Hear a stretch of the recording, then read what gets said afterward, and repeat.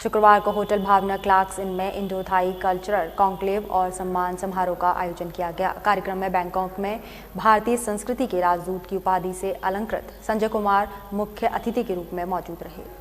शुक्रवार को होटल भावना क्लार्क्स इन में इंडो थाई कल्चरल कॉन्क्लेव और सम्मान समारोह का आयोजन किया गया।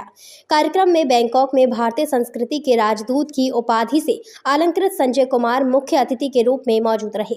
इंडो थाई कल्चरल कॉन्क्लेव में संजय कुमार का आयोजकों ने स्मृति चिन्ह देकर गर्मजोशी के साथ स्वागत किया। स्वागत से अभिभूत संजय ने कहा कि वह कई दशकों से थाईलैंड की राजधानी बैंकॉक में रहकर भारत की संस्कृति का प्रचार प्रसार थाईलैंड में कर रहे हैं।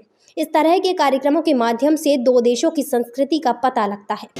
नमस्कार, मेरा नाम संजय कुमार है और मैं बैंकॉक से हूं और मैं धन्यवाद करना चाहता हूं आगरा के सभी लोगों का कि उनके स्नेह से, उनके निमंत्रण से मुझे जो culture ambassador of India in Thailand का जो एक सम्मान उन्होंने दिया है, तो मैं उसका तहे दिल से भाई पवन आगरी का Indo Thai cultural partnership conclave का जो उन्होंने आयोजन किया है वो बहुत ही भव्य है और मुझे आगरा के सभी प्रतिष्ठित लोगों के साथ मिलकर उनसे बातचीत करने का मौका मिला।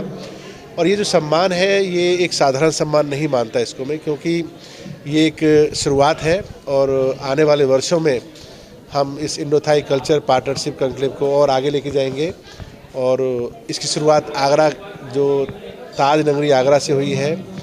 आगरा मेरा सबसे प्रिय शहर भी है और मैं यहाँ अक्सर आता रहता हूँ, लेकिन अब एक ऐसा माहौल बन गया है कि एक पारिवारिक माहौल यहाँ बना है, तो हम इसको और आगे लेना चाहते हैं। देखिए, पवन आगरी जी ने एक पहल करी कि हम लोग कुछ ऐसा एक प्रोग्राम खड़ा करते हैं जिसमें दो देशों का कल्चर एक मंच पे आए।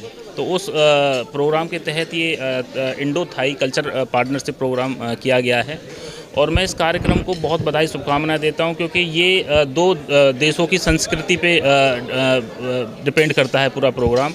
और बहुत बहुत धन्यवाद मैं भाई पवन आगरी जी का करता हूं कि उन्होंने इस लेवल पे जाके सोचा और दो देशों के इतने अच्छे लोगों को मंच शेयर करी और बहुत अच्छे लोग जो इस प्रोग्राम में शिरकत करी। आगरा के उन सभी लोगों को मेरा बहुत बहुत धन्यवाद, बहुत बहुत बधाई हो। इंडो थाई कल्चरल कॉन्क्लेव के आयोजक पवन आगरी ने बताया कि देश में यह कॉन्क्लेव पहली बार ताज नगरी में आयोजित की गई है। जल्द ही देश के बड़े शहरों में यह कॉन्क्लेव आयोजित की जाएगी। ये इस तरह का एक कार्यक्रम हम लोगों के द्वारा आयोजित किया गया कि जो Indo Thai cultural exchange conclave, इसके माध्यम से हमने जो साझा संस्कृति पर विचार विमर्श किया और जिस तरह का कॉन्क्लेव यहाँ इंडिया में आगरा में किया गया है, इस तरह का अब ये थाईलैंड में भी होगा। और ये हमारी इस तरह से ये जो संस्कृतियों का आदान प्रदान है, और जैसे थाईलैंड को लोग थोड़ा सा गलत निगाह से देखते हैं या गलत देश के रूप, लेकिन मैं वहाँ पर गया हूँ, जिस तरह की आध्यात्मिक प्रवृत्ति वहाँ की लोगों की है, बड़े धर्म को मानते हैं।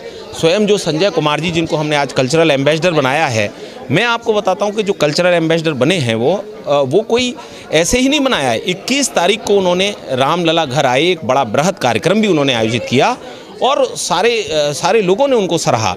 तो आज हमने यहाँ पर आमंत्रित किया है, उनका सम्मान किया है, उनको सम्मान से नवाजा है। पवन आगरी जी के इसके सूत्रधार रहे हैं और उन्होंने मिस्टर संजय जो हैं, जो कि बैंकॉक में हैं, वो उनकी इंडिया यात्रा थी है, तो उस पर उन्होंने एक बहुत ही अच्छा ये इनिशिएटिव लिया और एक बहुत ही एक पॉजिटिव इन्वायरमेंट में हमें बातचीत देखने को मिली। क्योंकि हमने थाईलैंड को जनरली जब भी हम नाम लेते हैं या कोई बैंकॉक का नाम लेता है, तो एक अलग ही छवि हमारे दिमाग में बनी हुई थी, जिसको कि आज संजय जी ने बड़े ही अपने माध्यमिक और जो संस्था वहाँ चला रहे हैं उसके माध्यम से बताया कि कितना एक डिफरेंट इमेज एक्चुअल में जो रियल बैंकॉक है या रियल थाईलैंड है वो कितना डिफरेंट है।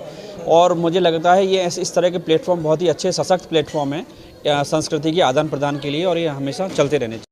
इंडो थाई कल्चरल कॉन्क्लेव में मेहमानों के सम्मान में शहर की विख्यात पार्श्व गायिका सुजाता शर्मा ने कभी कभी फिल्म के कभी कभी मेरे मन में ख्याल आता है गीत को सुनाया, जिसे सभी ने खासा पसंद किया।